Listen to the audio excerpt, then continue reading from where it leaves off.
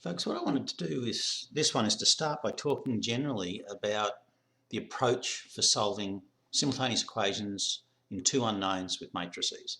So if I have one matrix which is something like AX plus BY equals C, and I have another one DX plus EY equals F.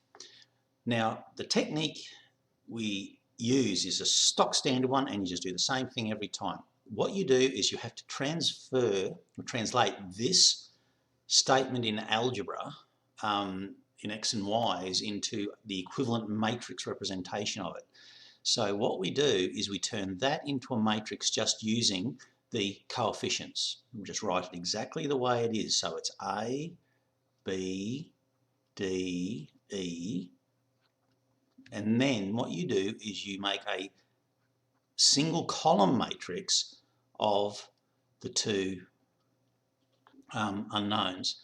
Now the thing is that what we have here, if you look at the matrix multiplication here, you go across the top row, it'll be A by X plus B times Y will equal that position there, which is C, which is the first matrix. The second one will be D times X plus E times Y is equal to F, which is the second one. So these two things, those two equations and that matrix equation are exactly the same thing. So what we do now, having represented it as a matrix equation, we now use the rules of matrix operations to be able to work out what X and Y are. The aim of the exercise, of course, is we have to move that over to the other side. Now, because this matrix is on the left, what it means to get rid of it is that we multiply it by its inverse on the left and we remove it that way. So if I have A, B, D, E there, there's the inverse of it. If I multiply it by A, B, D, E, and then XY equals A, B, D, E, inverse C, F.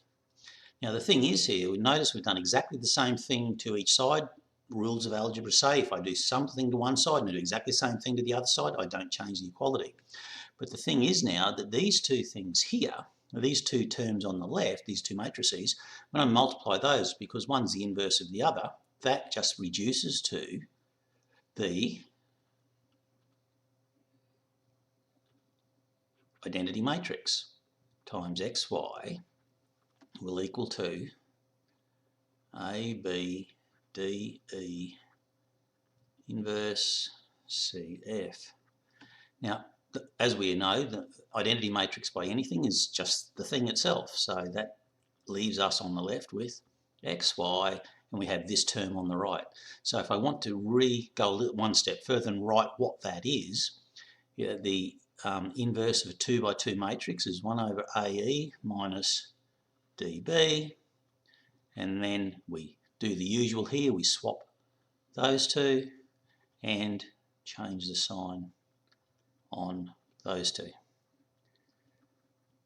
And that's it. Then we just work that out and away we go. It's the same process every time without fail.